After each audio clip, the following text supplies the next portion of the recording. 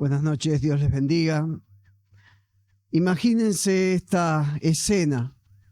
Ustedes se enteran que en una ciudad no muy lejos de donde ustedes viven, se va a presentar un orador, un experto en un tema que a ustedes le apasiona y ustedes quieren ir a escucharlo. Entonces lo que hacen es pagar el costo de un pasaje, el esfuerzo de viajar a otra ciudad, hacer la fila, entrar al auditorio, pero todo lo justifica el poder escuchar a esta eminencia en ese tema que a usted tanto le apasiona. Pero, ¿qué sucede?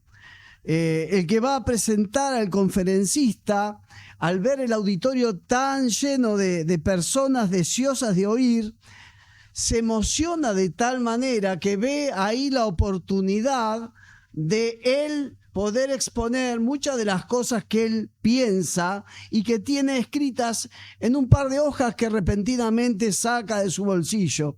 Y este presentador, o podríamos caraturarlo de conferencista frustrado, empieza a hablar, y usted está ahí viendo que pasa el tiempo, que la persona que usted fue a escuchar no aparece, y se termina defraudando y enojando seguramente con este presentador devenido en conferencista.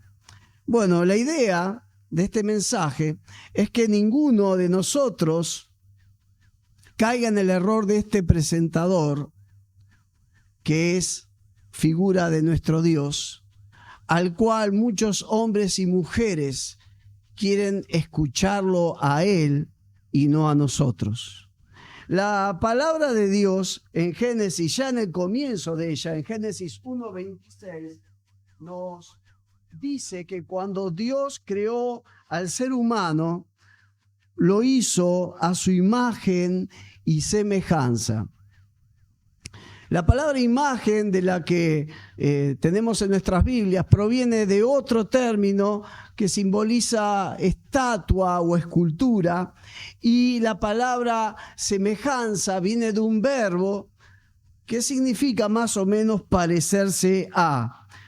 Y el significado básico de esta verdad teológica de que fuimos creados a imagen y semejanza de Dios es que el ser humano, usted o yo, si lo deseamos, tenemos la posibilidad, la capacidad de comunicarnos con el Dios del universo. Pero hay otro significado de este ser hecho a su imagen y semejanza.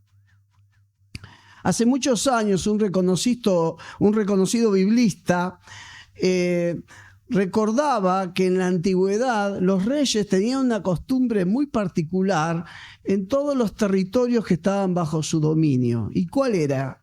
Era colocar una imagen, una figura de ellos mismos en distintas partes del territorio, hasta sus fronteras, de tal manera que cuando alguien veía la imagen de este rey, entendía que ese territorio le pertenecía. Y este autor decía, ¿no será que el autor bíblico también nos está queriendo decir que cuando Dios creó al hombre a su imagen y semejanza, lo que también tenía en su corazón era la posibilidad de reflejar su presencia en todo este mundo, su naturaleza, su dominio a través de nosotros? Y este significado nos cierra bastante cuando, si seguimos leyendo en Génesis 1, llegamos al versículo 28 que dice: y los bendijo Dios con estas palabras: reprodúzcanse, multiplíquense y llenen la tierra, domínenla, sean los señores de los peces del mar, de las aves de los cielos y de todos los seres que reptan sobre la tierra. Es decir, ustedes que portan mi imagen, que reflejan lo que yo soy, ustedes que tienen una íntima comunión conmigo, dice Dios, deben multiplicarse, deben llenar esta tierra y dominarla. En otras palabras, Dios está diciendo, quiero que mi gloria, mi carácter, domine y llene toda la tierra a través de ustedes, los seres humanos. Vemos entonces que la voluntad original de Dios para cada ser humano, aunque parezca muy desafiante o ambiciosa esta, es que podamos reflejar, dar a conocer en este mundo todo lo que Dios es. Usted y yo estamos llamados a mostrarles al mundo quién es Dios y qué es Dios. Pero la palabra de Dios, lamentablemente, también nos muestra que hemos pecado. Y cuando el hombre peca, con su caída, comenzó a ocultar esa imagen de Dios. Comenzó, si me permiten la expresión, a garabatearla, como ese chico que agarra un lápiz y tacha alguna imagen de algún libro preferido nuestro. Hemos dejado de reflejar o manifestar la justicia y la bondad de Dios en nuestras vidas. Dice Romanos 1:18, porque la ira de Dios se revela desde el cielo contra toda impiedad e injusticia de los hombres, pero escuchen, que con injusticia restringen la verdad. La acción contraria del hombre que ha caído y que está separado de Dios por su pecado es lo que afirma acá Romanos 1:18. Y es que estamos restringiendo, reteniendo, obstaculizando de alguna manera la verdad. ¿Y qué verdad? Bueno, sigamos leyendo. Dice Romanos 1:19 y 20. Ellos conocen la verdad acerca de Dios, porque Él se la ha hecho evidente. Pues toda la creación del mundo, todos han visto los cielos y la tierra. Por medio de todo lo que Dios hizo, ellos pueden ver a simple vista, ¿qué cosa? ¿Qué verdad? Las cualidades invisibles de Dios, su poder eterno y su naturaleza divina. Y sigue el pasaje. Dios nos confronta con la realidad de que estamos llamados a reflejarlo a Él, su realidad, su justicia, su gracia en los ámbitos, en la familia, en el aula, en la oficina, en el barrio, en donde Él nos permita estar. Pero meditando en esta voluntad de Dios para con cada ser humano, de que seamos reflectores de dar a conocer en este mundo todo lo que Dios mismo es, nos surge entonces la pregunta de por qué Dios desea que manifestemos o reflejemos su gloria. ¿Por qué esta voluntad de Dios? Vamos por mal camino si pensamos equivocadamente que Dios necesita de nuestra alabanza, de que Él necesita que reflejemos su gloria. Por una simple cuestión, alguien podría malinterpretarlo de que Dios tiene baja autoestima o que tiene necesidad de reconocimiento. Fíjense lo que dice justamente respecto a Dios el apóstol Pablo, ahí en Hechos 17:24 y siguientes. El Dios que hizo el mundo y todas las cosas que hay en él es Señor del cielo y de la tierra. No vive en templos hechos por los hombres, ni necesita que nadie haga nada por él, pues Él es quien nos da a todos la vida, el aire y las demás cosas. De un solo hombre hizo Él todas las naciones para que vivan en toda la tierra, y les ha señalado el tiempo y el lugar en que deben vivir. Versículo 27 de Hechos 17 sigue diciendo, para que busquen a Dios y quizás como a tientas puedan encontrarlo, aunque en verdad Dios no está lejos de cada uno de nosotros. Versículo 30, Dios pasó por alto en otros tiempos la ignorancia de la gente, pero ahora ordena a todos en todas partes que se vuelvan a Él. Y sigue diciendo, porque Dios ha fijado un día en el cual juzgará al mundo con justicia, por medio de un hombre que Él ha escogido, y de ello dio pruebas a todos cuando lo resucitó. Ese hombre es Jesús. Estas mismas palabras nos dan la pista de cuál es el principal propósito de Dios para que vos o yo seamos desafiados a reflejar su gloria, su naturaleza. Y ese propósito es un propósito salvífico, es un propósito salvador. Miren, si no, lo que dice el Salmo 145, los versículos 10 al 13. Te alaben, Jehová, todas tus obras, y tus santos te bendigan. Versículo 11. La gloria de tu reino digan y hablen de tu poder. ¿Para qué? Versículo 12. Para hacer saber sus poderosos hechos a los hijos de los hombres y la gloria de la magnificencia de su reino. Tu reino es reino de todos los siglos y tu señorío por todas las generaciones. Te alaben, oh Dios, ¿para qué? Para que todos conozcan de ti. Salmo 67, versículo 1 y 2. Dios tenga piedad de nosotros y nos bendiga y haga resplandecer su rostro sobre nosotros. Reflejemos su gloria. ¿Para qué? Versículo 2. Para que sea conocido en la tierra tu camino, entre todas las naciones tu salvación. Dios quiere darse a conocer a este mundo porque Dios quiere la salvación de los hombres y las mujeres que habitan este mundo. Para entender mejor este propósito salvador de por qué Dios quiere que demos gloria a Él, que reflejemos su naturaleza, prestemos atención a esta ilustración. Supónganse que usted y muchas otras personas lamentablemente están transitando como si fuera un tipo de Titanic en un barco sobre aguas heladas que naufraga. Y ustedes se debaten entre o morir ahogados o morir de hipotermia. ¿Qué esperaría usted de un piloto de un bote salvavidas que se acerca a usted y al resto de los náufragos en medio de la noche? ¿Usted esperaría que ese piloto se quede callado? ¿Que no diga nada? ¿Que vaya sigilosamente entre medio de tantos desgraciados náufragos que se están hundiendo? Desde luego que no. A usted le encantaría, y a mí también si estuviera ahí, que tuviese un megáfono, que hiciese potente su voz y su mensaje de aliento y de socorro. Anhelaría con sus últimas fuerzas que trajese en el bote salvavidas una potente luz que le mostrase a usted: aquí estoy, tengo lugar para usted, puedo salvarlo.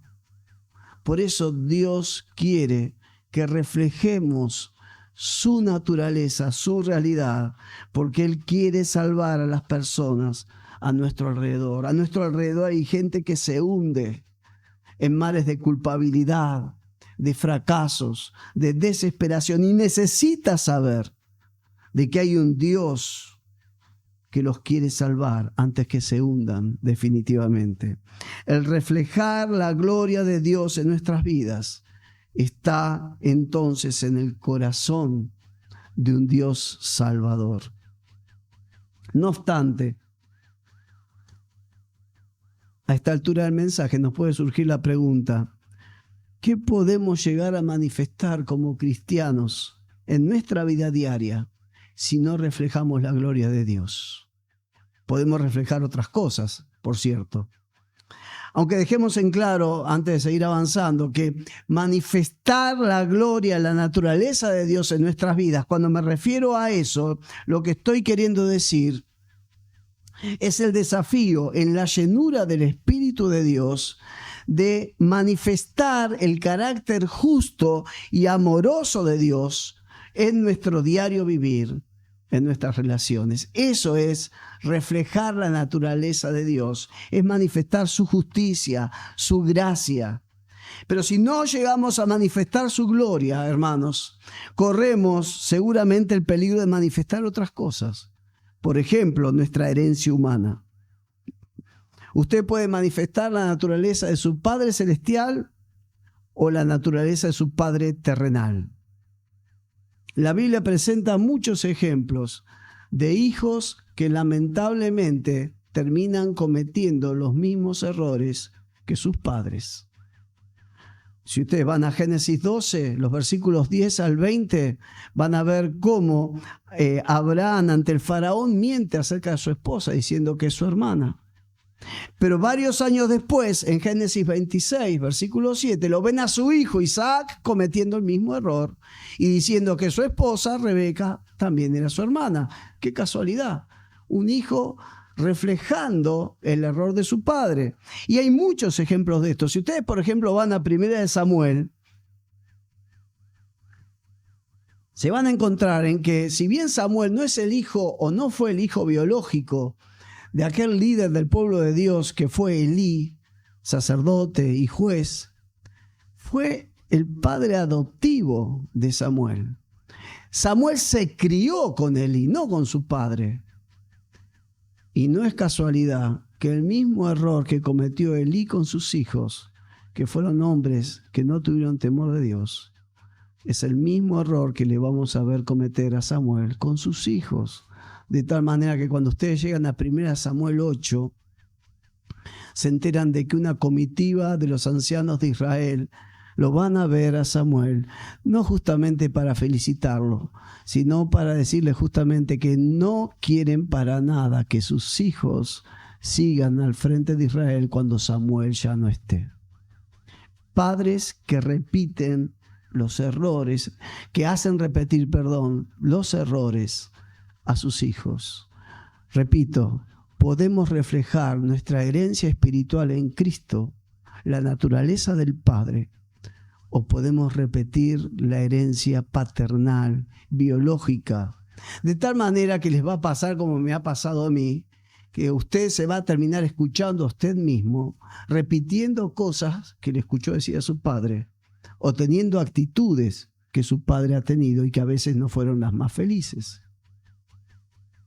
Cuando el pueblo de Dios salió de Egipto, ustedes recuerdan que Dios renegó tanto con esa generación de ex esclavos que salieron de la esclavitud, que llegó un momento dado que les dijo: ustedes no van a entrar a la tierra, van a entrar sus hijos.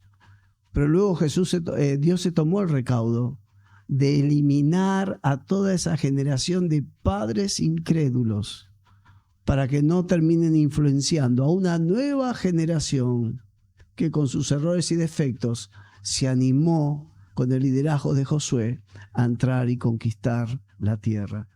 Repito, podemos acabar reflejando nuestra herencia espiritual o nuestra herencia humana y espiritual negativa. Cuando no reflejamos la gloria de Dios en nuestras vidas, también tenemos el riesgo de manifestar nuestro pasado más que la naturaleza de Dios. Un autor muy reconocido, cristiano, dijo esta expresión: tu vida puede ser producto de la cruz o producto de tu pasado. Si bien la palabra de Dios afirma en 2 Corintios 5:17, y ustedes lo tienen ahí en otra versión, pero la versión que conocemos todos es que de modo que si alguno está en Cristo, nueva criatura es, las cosas viejas pasaron y aquí todas son hechas nuevas. Creemos en esto, pero la triste realidad es que corremos el peligro, hermanos, de reaccionar, de hablar, de tener actitudes, de tomar decisiones fuertemente influenciados por experiencias duras y significativas de nuestro pasado, más que de acuerdo a nuestra nueva identidad en Cristo. O dicho en otras palabras, vos o yo podemos reflejar la gloria de Dios o la vergüenza, el temor, el rencor que proviene de alguna triste experiencia de nuestro pasado. Hoy les compartía a los hermanos de la mañana que estando de pastor en Bariloche, siempre nos venía gente de Buenos Aires que se iban a vivir a Bariloche y obviamente empezaban a buscar iglesia. Y este hermano apareció justo por una conferencia misionera. Y justo apareció cuando mi tío Andrés, que también era pastor ya con el Señor, estaba desafiando a la iglesia a levantar promesa de fe. Y obviamente los que conocen, porque son miembros de esta iglesia, ya vamos por el 3er año que lo estamos haciendo, saben que es una promesa de fe, es un desafío a dar a Dios, aparte de nuestros diezmos y ofrendas, algo para sostener a aquellos que van a salir a llevar el evangelio si nosotros no salimos. Y este hermano cayó, pobre, como paracaidista, el último día de la conferencia, no estuvo los días anteriores, no escuchó a mi tío predicar acerca de lo que es sostener a los misioneros, y se enojó con mi tío, porque venía de una experiencia en una iglesia en Buenos Aires, en la que el pastor había pedido dinero de otra manera, no justamente para las misiones. Y cuando él me encara y me lo explica, yo le dije, mira, ese hombre que vos estás escuchando predicar, yo lo conozco porque es mi tío, tiene un departamento porque gracias a un misionero que lo quería mucho, le dio la plata para que lo compre, si no iba a pasar sus días sin tener su propio techo, porque nunca tuvo plata. El sobre todo que le ves es el único que tiene. Y el saco, el traje, no creo que tengan más que ese. Yo me crié en el hogar de él. Iba los domingos porque era muy amigo de su hijo. Y yo doy fe de que la comida de domingo eran fideos. Fideos. Olvídense del tuco, de la salsa, del estofado, ni en foto. Y me acuerdo, como si fuera hoy, tomar agua, siempre agua, en unas rústicas tazas de plástico.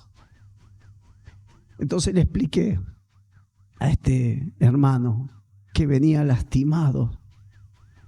Esta persona, esa plata que está pidiendo, él no va a ver nada porque él se va dentro de poco. Es para sostener misioneros. Pero este hermano venía lastimado de su pasado. Y en vez de reflejar la nueva naturaleza en Cristo, ¿saben qué estaban reflejando? La amargura, el rencor de sus experiencias pasadas. Y usted y yo corremos el mismo peligro. En lugar de ser una nueva mujer, un nuevo hombre en Cristo, usted manifestar en su vida aquel que le pasó tal cosa, aquel que le hicieron tal otra cosa, aquella que le sucedió tal otra cosa, cuando nuestra identidad tiene que ser en base a la cruz. Pablo está escribiendo a los de Éfeso y escribe en Efesios 4, versículos 17 al 24, con la autoridad del Señor, digo lo siguiente: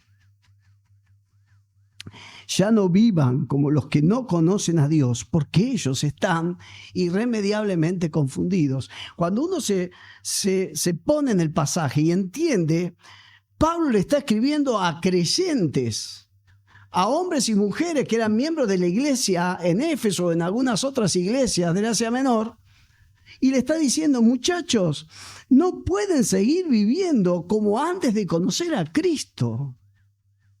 No. Los que no conocen a Cristo lo hacen porque no tienen visión, pero ustedes ya saben qué es lo que está bien y qué es lo que está mal. Y llega al versículo 22 y ¿qué les dice? Desháganse de su vieja naturaleza pecaminosa y de su antigua manera de vivir que está corrompida por la sensualidad y el engaño. Versículo 23. En cambio, dejen que el Espíritu con mayúscula, el Espíritu Santo, les renueve los pensamientos y las actitudes. Versículo 32.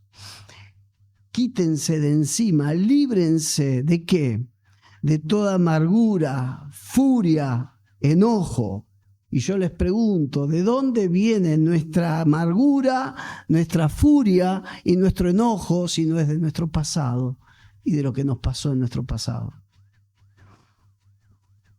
Y una cosa que es importante entender, hermanos, es que Dios no quiere que seamos un reflejo de nuestro pasado, sino un reflejo de lo que Jesús hizo en la cruz por nosotros. Pero si no reflejamos la gloria de Dios, tarde o temprano podemos estar reflejando lo que nos ha pasado.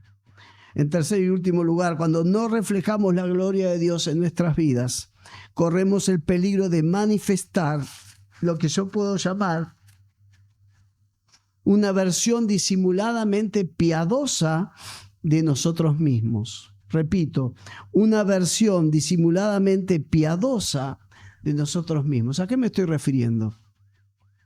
Dios nos ha regalado muchas bendiciones en la vida. La bendición de tener una preparación académica, nos ha dado dones espirituales, nos ha dado talentos, nos ha dado experiencia, relaciones estratégicas, recursos económicos, entre tantos otros medios o recursos para poder servirle a Él. Pero el problema, hermanos, es que nosotros comencemos a creer que el éxito de nuestro servicio, de nuestro ministerio, depende de nuestros recursos que Dios nos ha dado. Pablo lo decía en estas palabras en Filipenses capítulo 3, porque nosotros mismos somos los que servimos a Dios en el Espíritu, los que nos gloriamos en Cristo Jesús, y no ponemos nuestra confianza en la carne, no ponemos confianza en nuestros propios recursos, en nuestros medios. Y Pablo dice, aunque también yo tengo de qué confiar en la carne. Si quieren podemos empezar a mencionar nuestro currículum, dice Pablo, y empieza, si alguno piensa que tiene de qué confiar en la carne, yo más. Fui circuncidado el 8º día, soy del linaje de Israel, soy de la tribu de Benjamín, soy hebreo de hebreos.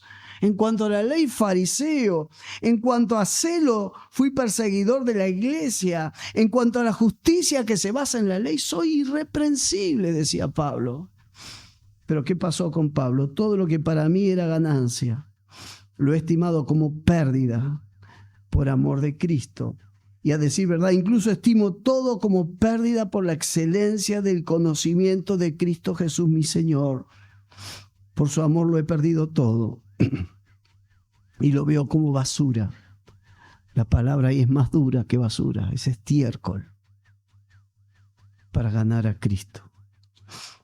El peligro de confiar en nosotros mismos es que empecemos a reflejarnos a nosotros mismos, aunque sea nuestra versión más piadosa y moral. Cuando la gente a nuestro alrededor no necesita ver nuestra mejor versión piadosa de nosotros mismos, sino verlo a Dios, encontrarse con Dios. Nuestras vidas como hijos de Dios, si no corregimos, puede llegar a parecerse a la historia de ese joven guía de un museo de arte. Les voy a contar su historia. Este muchacho, su trabajo consistía en dirigir a la gente a las obras de arte, responder sus preguntas, pero luego ¿qué hacía él? ¿Qué tenía que hacer? Él se tenía que correr a un costado para que la gente pudiera contemplar un Van Gogh, un Rembrandt, un Da Vinci. Pero ¿qué pasó con este muchacho?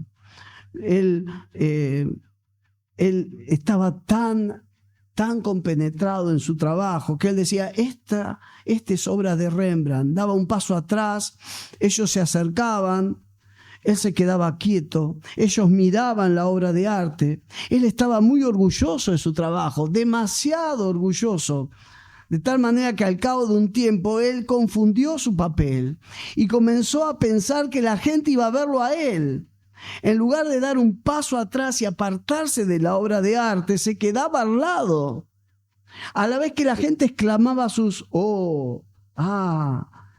él que decía, me alegro de que les guste, respondía con el pecho elevado y ruboso rostro. Incluso comentaba con un gracias, como si él hubiera pintado ese cuadro, hubiera tallado la escultura. En un principio él estiraba su brazo por encima del marco y después su torso sobre parte del lienzo. Finalmente su cuerpo entero bloqueaba la obra de arte de tal manera que la gente ya no podía ver lo que había ido a ver, sino lo terminaba viendo a él. Fue entonces cuando el superior en el museo le dijo: este trabajo no se trata de ti, no ocultes mis obras de arte. O como es el título de este mensaje: correte, no lo tapes.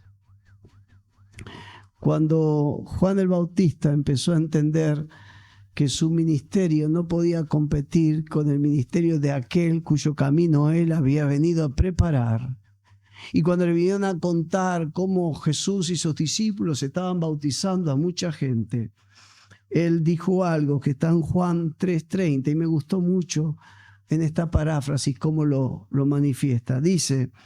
Dijo Juan: este es el momento asignado para que Él, Dios, Jesús, se mueva hacia el centro y yo me corra al costado. Y este también es el momento en tu vida para que vos entiendas que Dios te salvó con un llamamiento santo, para que vos y yo no reflejemos los antecedentes familiares, los temperamentos de los que nos criaron. No reflejemos todo el dolor y la amargura de lo que nos pasó en la vida, sino que reflejemos la naturaleza de aquel que nos llamó de las tinieblas a su luz admirable. Dios te desafía hoy por medio de la fe a buscar, a procurar en tu vida la llenura del Espíritu, de tal manera que al hablar, al reaccionar, al trabajar, al estudiar, al relacionarte, vos reflejes a Dios y no lo mejor de vos. La gente necesita verlo a Dios, no a nosotros. La gente necesita escuchar palabras de Dios, no palabras nuestras. La gente necesita saber que hay un Dios que los ama, que existe, que tiene un poder para transformar vidas, porque la ha hecho en la tuya y en la mía. Vamos a inclinar nuestras cabezas, vamos a hablar con Dios. Déjame cerrar, antes de orar, cerrar con una ilustración, que no la saqué en ningún libro, sino que la viví en carne propia. Vivía en ese tiempo, era el año 90, vivía en Tierra del Fuego, estaba pastoreando la iglesia en Río Grande y teníamos una obra misionera en Tolwyn. Tolwyn es un pueblito muy pequeño que está en el centro de la isla de Tierra del Fuego. Tolwyn significa en voz ona corazón, porque este pueblo está en el corazón de la isla. Y en ese tiempo el pueblo era muy pequeño, precioso y rodeado de profundos bosques, terribles árboles y bosques muy tupidos. Obviamente que los hermanos en un momento decidieron levantar un templo tan rodeado de bosques de que iban a hacer el templo de madera. Entonces necesitaban hacer las bases y las bases iban a ser unos troncos perfectos que habían conseguido, largos de pino, muy rectos, pero los que había que sacarle las ramas de los costados para poder empezar a usarlos.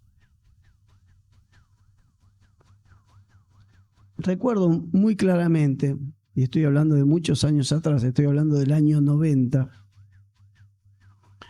que muchos hermanos muy bien intencionados, muy entusiasmados, quisieron ayudar a sacar las ramas del tronco, las ramas laterales, las perpendiculares que había que sacar. Y vi como uno tras otro transpiraba con esa hacha y no, el tronco seguía tal cual con todas las ramas. Había pasado un rato largo y el tronco sigue igual con sus ramas, no habían pelado nada. Pero sí, cada uno se iba corriendo a un costado, transpirando, rojo, y yo creo que también un poquito avergonzado a lo mejor, ¿no? Yo directamente no lo intenté, así que no, por lo menos no me equivoqué. Pero al lado nuestro estaba el hachero, un hombre callado, delgado, pero de pocas palabras, como mucha gente en el sur, que cuando todos se cansaron y ya estaban transpirados y no querían seguir agarrando el hacha o la querían ver lejos, le dieron el hacha a él. Miren, yo no me voy a olvidar la técnica de este hachero, porque algo que me sorprendió es que él ponía el pie a milímetros de donde daba el hachazo. No es que ponía el pie acá y el hachazo, lo ponía donde daba el hachazo. Si yo lo hacía a esta altura ya me faltarían de los 5, 4 dedos más o menos. Y él empezó, tac, tac, con el hacha, golpes certeros. En cada golpe sacaba una rama. Yo creo que tardó no más de 10 minutos en dejar ese tronco perfecto, sin ninguna rama. Y siempre me gustó pensar en la imagen de ese hachero callado, cruzado de brazos, al costado de tantos buenos entusiastas hermanos. Porque me hizo pensar en Dios, que como ese hachero está ahí esperando que le demos lugar para hacer algo en nuestras vidas. Y nosotros constantemente queriendo hacer las cosas en nuestras fuerzas, en nuestros recursos, con la mejor de las voluntades y la mejor de las intenciones. Pero Dios está esperando. Cuando nos cansamos, cuando nos damos cuenta que fracasamos sin Él y le entregamos el hacha a Él, Él hace lo que solamente Él puede hacer. Dios quiere manifestarse en tu vida, Él, porque el mundo lo necesita a Él, no a nosotros. Yo te invito ahora sí, vamos a inclinar nuestras cabezas, vamos a hablar con Dios. Dios en esta noche te quiere confrontar con una decisión espiritual. Y esta decisión es la de justamente entender que Dios te salvó no simplemente para que ocupes un lugar en el cielo, sino para que reflejes su gloria en este mundo. En este mundo donde las tinieblas cada vez son más oscuras. Si no reflejamos a Dios, no sería raro entender de por qué la gente cree que Dios no existe, porque no lo está viendo en nuestras vidas. Yo te animo ahí donde vos estás sentado, sentada, a pedirle perdón a Dios por haber ocupado muchas veces su lugar, por haber reflejado el lugar de donde venís, el temperamento de tus ancestros, y a veces lamentablemente con amargura, con rencor, con odio, manifestarlo todo lo triste que te ha pasado. Cuando Dios te desafía a manifestar lo que la cruz ha hecho en tu vida, todo ese amor, todo ese perdón, toda esa gracia que fluye de esa cruz. Padre, aquí está tu pueblo reunido. Señor, ellos han venido a escucharte a ti, no a mí. Ellos quieren tener un encuentro contigo. Pero Señor, quiero desafiarlos, Padre, a entender de que esa voluntad que manifestaste cuando nos creaste, cuando creaste a aquel primer hombre y aquella primera mujer, sigue inalterable. Sigues queriendo que reflejemos tu gloria, tu naturaleza, tu amor en cada lugar donde nos permitas estar. Te pedimos perdón las veces que hemos reflejado cualquier cosa menos tu naturaleza. Señor, limpia nuestras vidas. Quita de nosotros todo rencor, todo enojo, toda amargura. Sana nuestras vidas, Padre. Llénanos con tu Santo Espíritu. Llénanos, Señor. Llénanos, Padre. En el nombre de Jesús, llena cada vida de tus hijos aquí presentes. De tal manera que el fruto de tu Espíritu pueda comenzar ya a manifestarse en cada una de nuestras vidas. En el nombre de Jesús.